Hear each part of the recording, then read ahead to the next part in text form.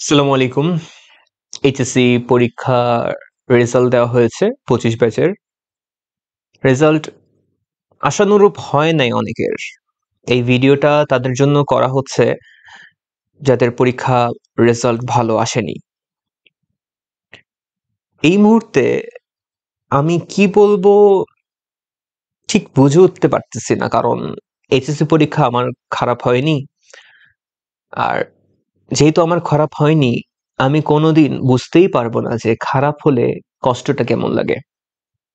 যাদের খারাপ হয়েছে এই কষ্টটা তাদের একান্ত নিজের, তারা কখনো প্রকাশ করে কাউকে বোঝাতে পারবে না, কারণ এই মুহূর্তে তাদের কথা বলার মতো মানুষই হয়তো কম। এই মুহূর্তে তাদের কথা শোনার মতো মানুষই হয়তো কম। এই মুহূর্তে তারা যে কারো কাছে যে তাদের মনের কথা শেয়ার করবে, সেই মানুষ হয়তো তার খুঁজে পাচ্ছে না। বলবে কাদের কাছে? তাহলে বুঝবেও কিভাবে যে অপর মানুষটা কিভাবে কষ্টে আছে? কারণ এই মুহূর্তে তাদের আশেপাশে যে মানুষগুলো আছে, তার রেজাল্ট খারাপ করার জন্য তাকে যেন আরো কষ্ট দিতে ব্যস্ত। তার পাশে বসে মনের কষ্ট শোনার থেকে, তার পাশে থাকার থেকে তাকে যেন আরো কষ্ট দিতে ব্যস্ত। আমি একটু যদি চিন্তা করি নিজেদেরকে তাদের জায়গায়, হয়তো আমি এটা সহ্য করার মতো হয়তো আমার ক্ষমতা নেই।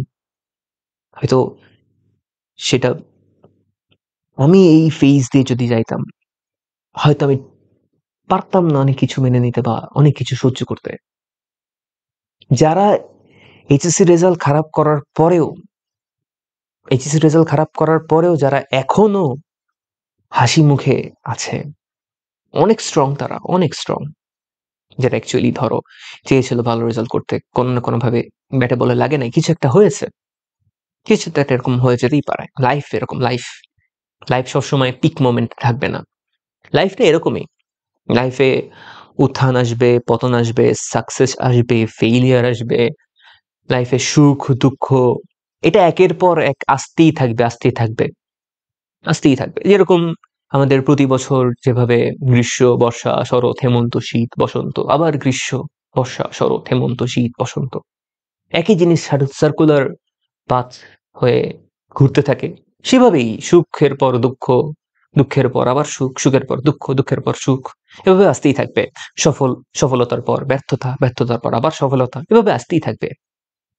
আমি শুধু এতটুকুই, যারা এইচএসসি রেজাল্ট খারাপ করছে, এতটুকুই আমি জাস্ট মেসেজ দিতে চাই, তোমরা এখন ফেইলিয়ারে আছো, তোমরা এখন তোমাদের ব্যর্থ মুহূর্তে আছো। এর মিনিংটা কি? এর মিনিং হচ্ছে, সুখের পর যদি দুঃখ আসে, দুঃখের পর অবশ্যই সুখ আসবে। রাতের পর দিন, দিনের পর অবশ্যই রাত। রাত তোমার জীবনে নেমে আসছে, অবশ্যই অবশ্যই তোমার জীবনে কোনো না কোনো দিন সূর্য উঠবেই, অবশ্যই সকাল হবেই, অবশ্যই দিনের আলো তুমি পাবাই। এখন যেহেতু তুমি তোমার ফেইলের মোমেন্টে আসছো, অবশ্যই অবশ্যই সামনে তুমি সাকসেস পাবাই। এখন যারা সাকসেস পেয়ে আছে, তারা কিন্তু তোমার মতো মেন্টালি স্ট্রং না, কারণ তারা ফেইলারকে দেখে নাই এখনো। তুমি ফেইলারকে দেখে ফেলেছো। যে যত বেশি ফেইলারকে দেখে, সে তত বেশি স্ট্রং। যে সবসময় উইন হতে থাকে, যে সবসময় জিততে থাকে, তার থেকে যে সবসময় হারতে থাকে, সে হাজার গুণ বেশি স্ট্রং। তোমাকে কিন্তু ইজিলি ভাঙা যাবে না, তোমাকে কিন্তু ইজিলি হারানো যাবে না। তুমি অনেক বেশি স্ট্রং, ধরে রাখো নিজেকে। কষ্ট পাচ্ছ, কষ্ট পাও, সমস্যা নেই। এটা লাইফের একটা লাইফের একটা নিয়ম বলতে পারো, লাইফের একটা জার্নির একটা পার্ট বলতে পারো। কষ্ট পাওয়া, কান্না করতে ইচ্ছা করছে, হ্যাঁ, রুম আটকায় কান্না করতে পারো, ওয়াশরুমে যে কান্না করতে পারো, কান্না করো। নিজের কষ্টটা কান্নার মাধ্যমে প্রকাশ করে ঝেড়ে ফেলো। কিন্তু আবার লেগে পড়ো কাজে, আবার লেগে পড়ো কোন জায়গায় ভুল ছিল, কোন মাইন্ডসেটে ভুল ছিল, কোন সময় পরিশ্রম করো নাই।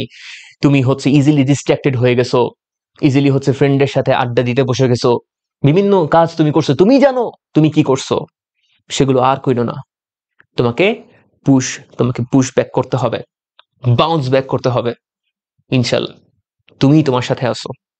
আর মহান সৃষ্টিকর্তা তোমার সাথে আছে। ইনশাআল্লাহ সামনে তোমার জন্য অনেক ভালো কিছু অপেক্ষা করছে। আসসালামু আলাইকুম।